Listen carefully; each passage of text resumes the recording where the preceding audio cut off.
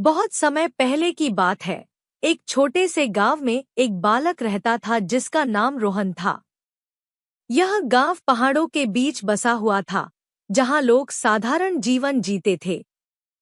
गांव का वातावरण शांतिपूर्ण था और यहाँ के लोग मेहनती और सरल थे।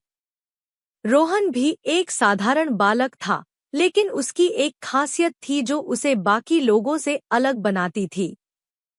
उसके पास एक जादुई पक्षी था, जो उसे बचपन में जंगल से मिला था। रोहन की मां का निधन उसके जन्म के कुछ समय बाद हो गया था और उसके पिता एक किसान थे। वे दोनों मिलकर खेतों में काम करते और अपना जीवन यापन करते थे। पर रोहन का जादुई पक्षी उसे एक अलग दुनिया में ले जाता था।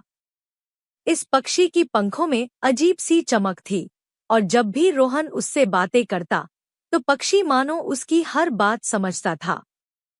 यह पक्षी उसे हमेशा नई नई जगहों पर ले जाता और अनोखी चीजें दिखाता।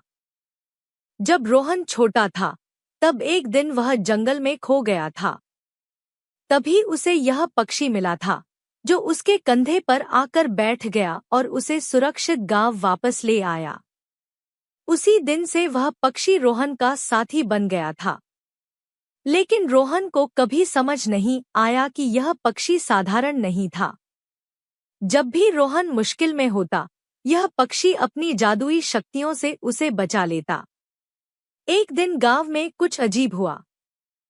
गांव के पास के जंगल में एक भयंकर राक्षस आ गया, जिसने गांव वालों को डराना शुरू कर दिया।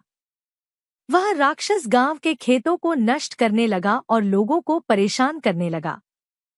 गांव के लोग बेहद डरे हुए थे और किसी को समझ नहीं आ रहा था कि इस राक्षस का सामना कैसे किया जाए। रोहन ने यह सब देखा और उसे लगा कि उसे कुछ करना चाहिए। उस रात, जब सब लोग अपने घरों में छुपे हुए थे, रोहन अपने जादुई पक्षी के साथ जंगल की ओर चला गया। पक्षी ने रोहन की ओर देखा और उसकी आंखों में चमक थी, जैसे वह जानता हो कि क्या करना है। पक्षी ने अपने पंख फैला दिए और एक जादुई रोशनी निकली, जिसने पूरे जंगल को रोशन कर दिया। उस रोशनी से राक्षस बेहोश हो गया और धीरे धीरे गायब हो गया। सुबह जब गांव वालों ने देखा कि राक्षस गायब हो चुका है, तो वे बेहद खुश हुए। लेकिन किसी को नहीं पता था कि यह चमत्कार कैसे हुआ। रोहन चुपचाप मुस्कुरा रहा था, क्योंकि उसे पता था कि उसके जादुई पक्षी ने गांव को बचाया है। गांव वालों ने सोचा कि यह देवी देवताओं का आशीर्वाद है और उन्होंने एक बड़ा उत्सव मनाने का फैसला किया। कुछ दिन बाद गांव में एक बूढ़ा साधु आया। उसने रोहन को देखा और उसके कंधे पर बैठे जादुई पक्षी को पहचान लिया। साधु ने कहा, यह कोई साधारण पक्षी नहीं है। यह तुम्हें बहुत दूर की यात्रा पर ले जाने आया है। तुम्हारे पास जो शक्तियां हैं, उनका उपयोग मानवता की भलाई के लिए होना चाहिए।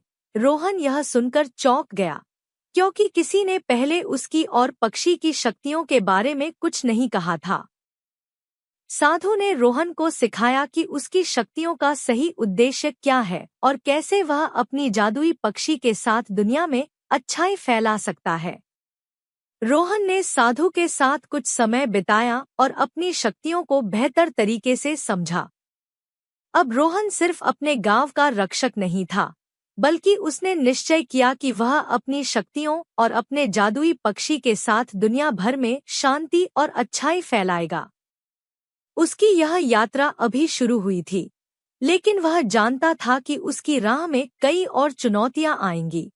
साधु ने रोहन को सिखाया कि उसकी शक्तियों का सही उद्देश्य क्या है और कैसे वह अपनी जादुई पक्षी के साथ दुनिया में अच्छाई फैला सकता है। रोहन ने साधु के साथ कुछ समय बिताया और अपनी शक्तियों को बेहतर तरीके से समझा। अब रोहन सिर्फ अपने गांव का रक्षक नहीं था, बल्कि उसने निश्चय किया कि वह अपनी शक्तियों और अपने जादुई पक्षी के साथ दुनिया भर में शांति और अच्छाई फैलाएगा। उसकी यह यात्रा अभी शुरू हुई थी, लेकिन वह जानता था कि उसकी राह में कई और चुनौतियां आएंगी।